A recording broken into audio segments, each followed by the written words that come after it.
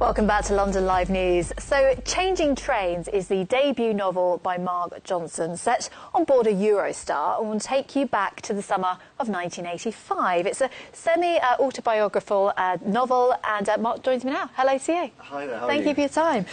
So, is it about you then? Actually, no, it's not. It's partially based on experiences I've had. Okay. Of course, most writers, you take from what you know and you try to put that into your work. So, yes, I did go interrailing all the way back in the 1980s, but Sam is the main character in Changing Trains, and this is set across two timescapes. So it starts off in the present day on a Eurostar, and through a chance encounter, Sam remembers this thing that happened to him way back in the 1980s, and so the whole story then flips back to the 1980s, and it's about him travelling around Europe by train.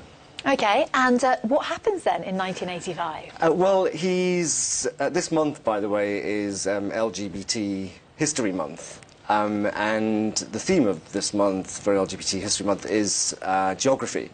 And Sam hasn't really quite yet decided what his sexuality is. Mm-hmm. He's also very hungry for adventure.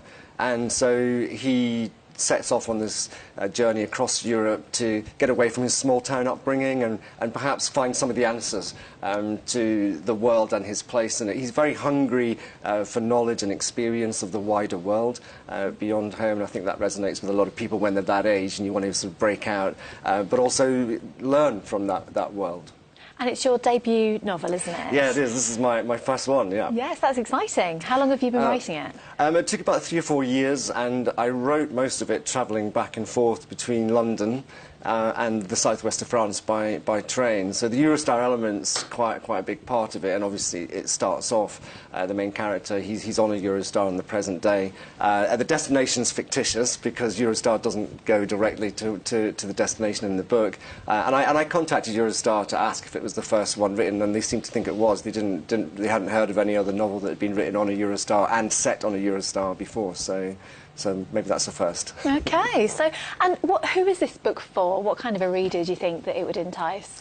Well, it's really a coming-of-age fiction story, so it's very much that most of the story is taken up with the young Sam, and as he faces these questions about his life and these uncertainties, and also his interrelations with people he meets along the way. And for a young British-Scottish guy going out into Europe, it's very prescient because we have Brexit all around us at the moment, and this is back in the 80s when we would just automatically thought of as being a part of Europe, but the culture was so different then, and there was still border control. So as he goes from country to country, he has to get off the train and go through a process. Nowadays, you don't do that anymore. And of course the currency, there were all these different currencies. There was no euro back in 1985, so it's kind of to show people like how different things were back then, but in many ways how similar.